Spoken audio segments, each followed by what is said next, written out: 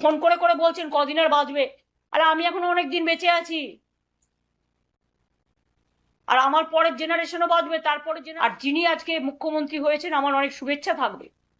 কিন্তু দর্শক সবাই কেমন আছো? আজকের ভিডিওতে প্রাক্তন মুখ্যমন্ত্রী মমতা ব্যানার্জি কি বললেন চলুন ভিডিও দেখুন। এই ভিডিও দেখার পরে আপনাদের কি মতামত নিচে কমেন্ট বক্সে লিখে অবশ্যই জানাবেন, এবং এই ভিডিওটা বেশি বেশি করে হোয়াটসঅ্যাপ ফেসবুকে শেয়ার করে দেবেন। আর আজকে বিদ্রোহী কিসের বিদ্রোহী?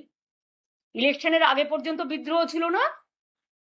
15 বছর আপনারা এমপি ছিলেন, এমএলএ ছিলেন, মিনিস্টার ছিলেন, সবটাই পেয়েছেন। কই আমাকে তো কখনো কিছু বলেননি। আমি তো কাউকে কোনোদিন কারো ব্যাপারে ইন্টারফেয়ারও করিনি। সাধারণ মানুষ জেনে রাখুন, এমন ঘটনাও ঘটেছে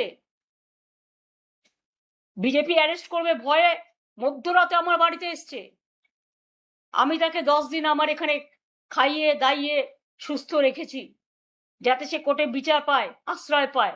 তো দর্শক, যেমন কি আপনাদেরকে আমি ভিডিও দেখালাম, আই হোপ আপনাদের ভিডিও পছন্দ হয়েছে। যদি পছন্দ হয়ে থাকে তাহলে একটা লাইক করে দেবেন, এবং এই ভিডিওটা বেশি বেশি করে হোয়াটসঅ্যাপ ফেসবুকে শেয়ার করে দেবেন। আর যিনি আজকে মুখ্যমন্ত্রী হয়েছেন আমার অনেক শুভেচ্ছা থাকবে।